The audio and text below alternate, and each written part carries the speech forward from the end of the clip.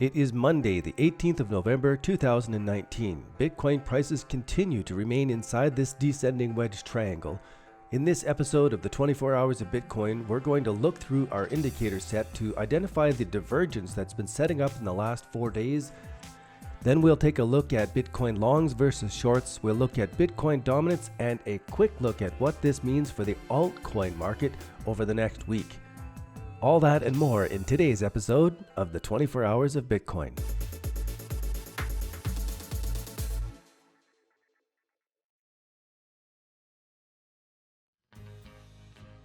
Let's jump into the relative strength index.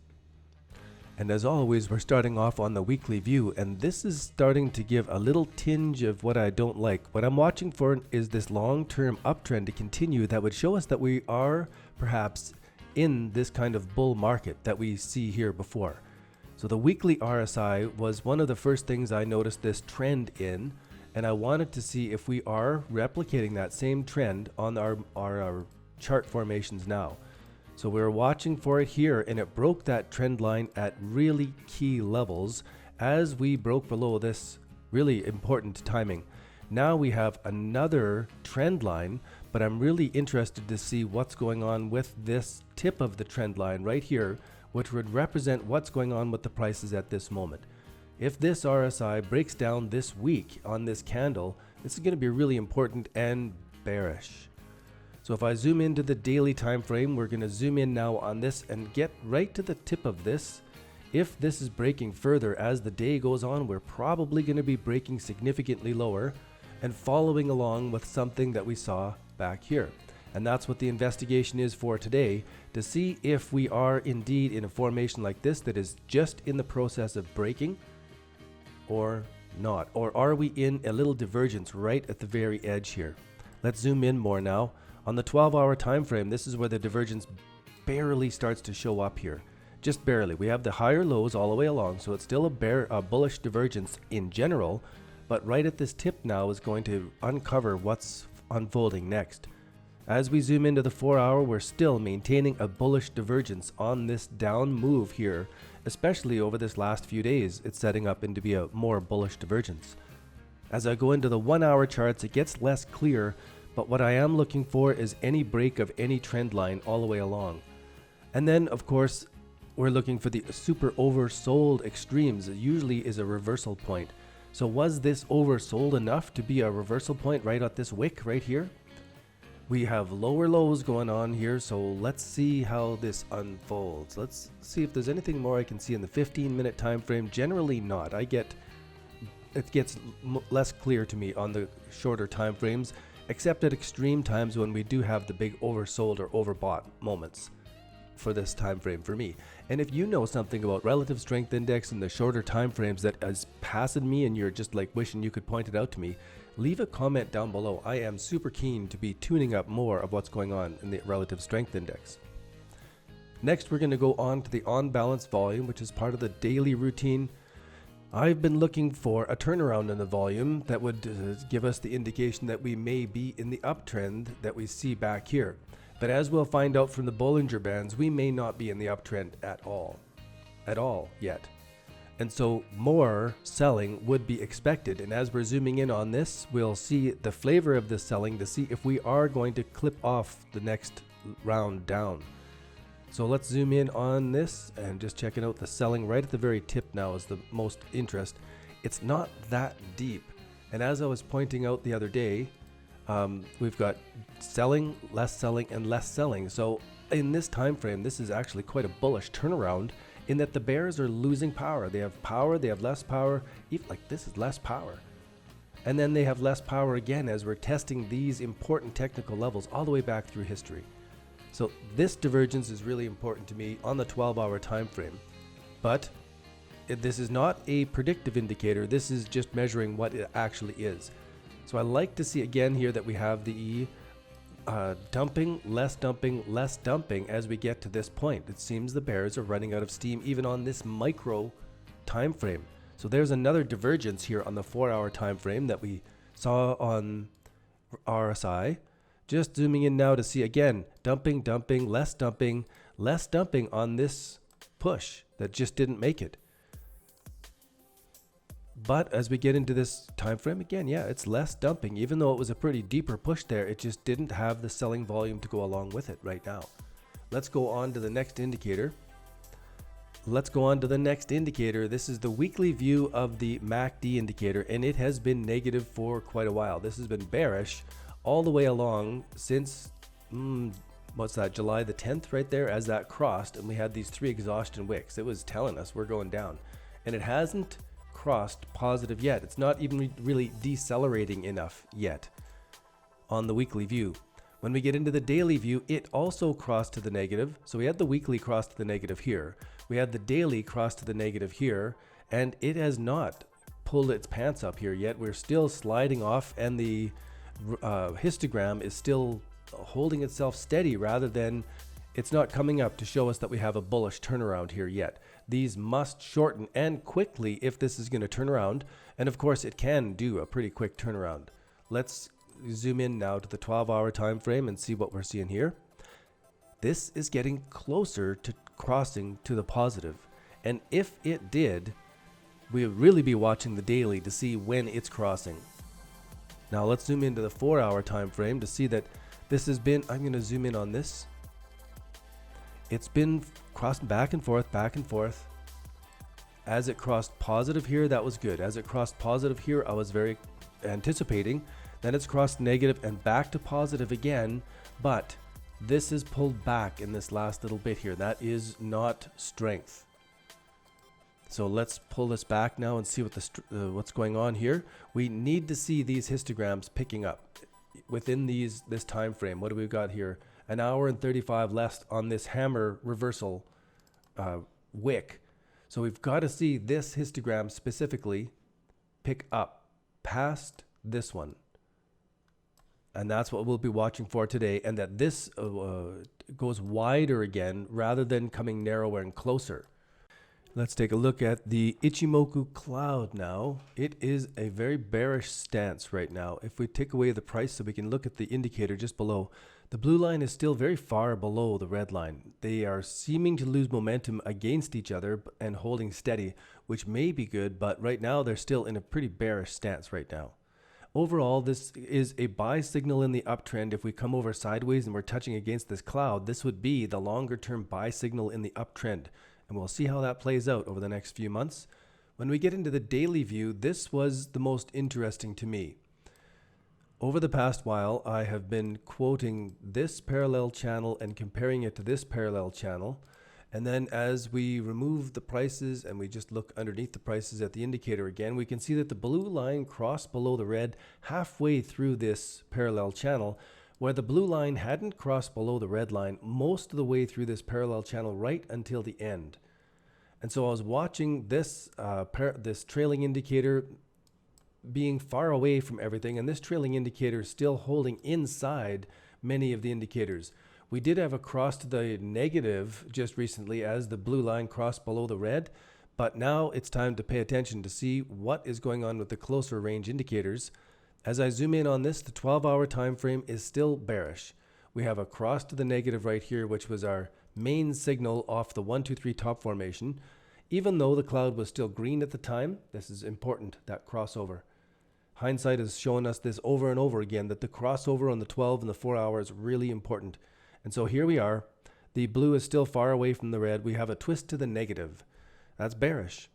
If we zoom in now to the 4-hour time frame, we see that it had a cross to the negative at the same time as the 12-hour. And I want to pay attention to that. Every time that the 4 and the 12-hour make a cross at the same time out of a 1, 2, 3 formation in any direction, I want to pay attention. This is still negative. This is still bearish. We're below the cloud. The cloud is red. Blue is below the red. The green is trailing below everything. It hasn't built a 1, 2, 3 bottom formation structure. It's still in the downtrend. If I go into the 1-hour time frame just to record this is negative still. We have a cross to the negative. This is a negative cloud. The trailing indicator is cut through everything to the downside. So on the 1 hour, nothing. On the 15-minute time frame, we're still seeing mostly negative and the very first edges of any kind of positive. And it's interesting that the blue has crossed above the red. We have a twist to the positive, and we haven't finished a 1, 2, 3 bottom formation at all. In fact, we have lower lows here in this triangle. So break above this may take off like we saw back here, and we'll tune into that. We've got the sound in the background so that if there are some big trades coming through, we can quickly come over and pay attention to what's happening right on the cutting edge of the prices. But for now, let's go back and finish the Ichimoku Cloud and clear this off. So that's the 4 hour. We went right down to the 15-minute time frame. And if I get into the 5-minute time frame, which is crazy, but part of it is important to pay attention to, this cross to the positive, we have a twist to the positive. It has cut through the cloud. So on the very cutting edges, the Ichimoku Cloud is starting to give us that divergence that we saw in the RSI and that we saw in the MACD indicator. So now let's go into the Bollinger Bands. This one's particularly interesting to me because we are still below the midline of the Bollinger Band on the weekly view. And I always want to go back and reflect on the fact that when we are below the midline on the Bollinger Band, it's bearish. And when the bull market came, we didn't spend any time below the midline of the Bollinger Band weekly until that top formation came in and the uptrend was done. Then we spent this time below the midline until that crossed the midline of the weekly. We were in the bear market, and right there, it's just amazing. So as we cross this midline, I'm really hunting now to see, are we going to hold here and this come back up above the midline as we did in the past? That's the only way that we are really assured that we are actually in the bull trend, that we have this 1, 2, 3 bottom formation break above the midline of the weekly Bollinger Band. Now let's zoom in and see if that is starting to unfold. We do have this potential, and now what I'm paying attention to is where is the price relative to the band. It is laying along the band, laying along the band. Anytime the daily has laid along the bottom of the band, I just want to pay attention to it. I don't know what's coming up, but then I want to compare it against the 12 hour to see that the 12 hour also just laid against the bottom of the band all the way down, all the way down. So I don't know yet where the buy signal is, because it could be a buy signal, right? Just as it touches the band, or it could be that it's going to lay along the band and the band is going to stretch down with it. The 4 hour time frame coming down, down, down, really narrowing in the neck. Every one of these is a potential buy formation if you were to sell out of part of your trade at the midline. Mean reversion trading. Every time it goes out beyond the mean, you take a position and you get out of the position when it comes back to the mean level. When it gets out crazy, you take the position and you get out when it comes back to the mean.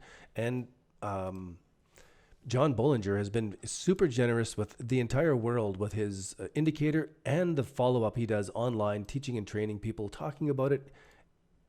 Phenomenal stuff. And we're fortunate enough to have Antronik in our Discord chat who has been teaching me more about the Bollinger Bands. Let's zoom in. This is why I'm doing the study so diligently, because it seems to work on these mean reversion reversals. And it's a completely different trading style than what I have been used to. So I'm training my mind to watch for these now.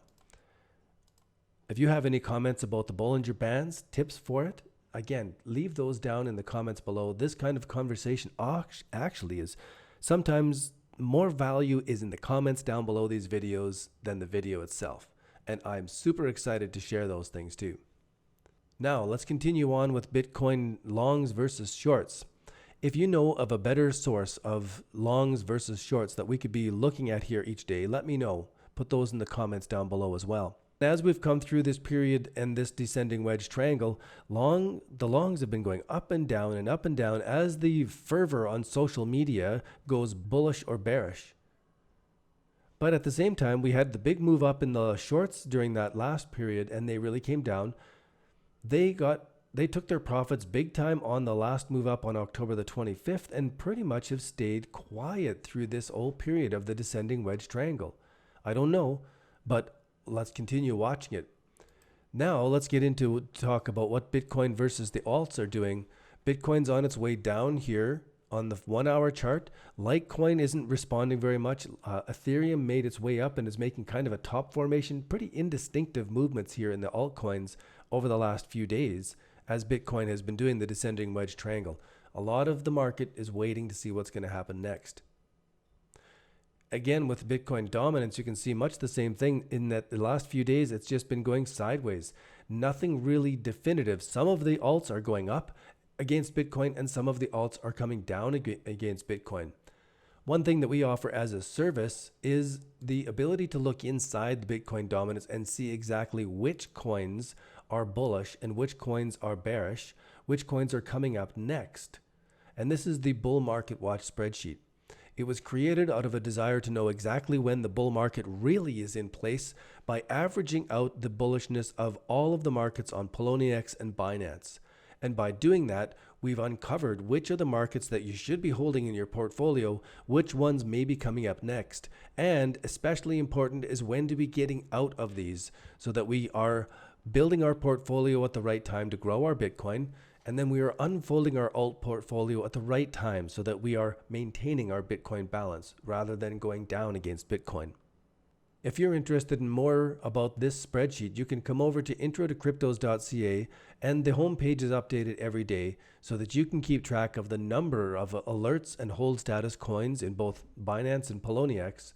And if you'd like to subscribe so that you can see inside the spreadsheet and you can get the tips on when to be buying in, how long to hold, and exactly when to exit each of these cryptocurrencies, you can access the Bull Market Watch spreadsheet with a very valuable subscription.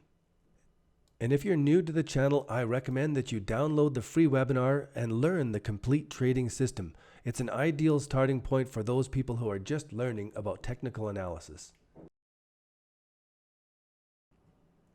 And if you are serious about cryptocurrency trading, be sure to check out our Crypto Signals package. Check out some of these results that are going on here today. This is from our alerts. We can see here that we're up 52% on this, 59% from the hold status date, 53%, 43%, 58%, 227%, 101%. We caught the move on VIB, saw it coming actually, and you can check these all out. These are the screenshots of the actual alert on the day that we did it, August the 25th. We could see the 1, 2, 3 bottom formation setting up. We got into this and we held it through the turmoil, and now it's up 101% out of a 1, 2, 3 bottom formation on the 4-hour bars. And because you've watched your way all the way through, I'd like to offer you a special discount. You can save an additional 20% off of the crypto fees by using the coupon code MINNOW when you sign up and pay with crypto. That 20% off will work on the premium 1-year deal too, and that is the best deal of all we can give you. Give you the lifetime access to our full course and a year of the alerts, all included for that 20% off deal. It's madness.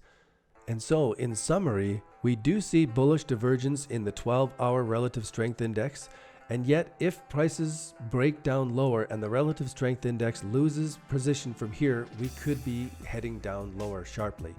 When looking at the 12-hour on-balance volume oscillator, we can see that we have less and less dumping as the prices are coming to retest these lows. But if this continues to accelerate in negative on-balance volume, it will be an indicator that prices are sliding lower from here.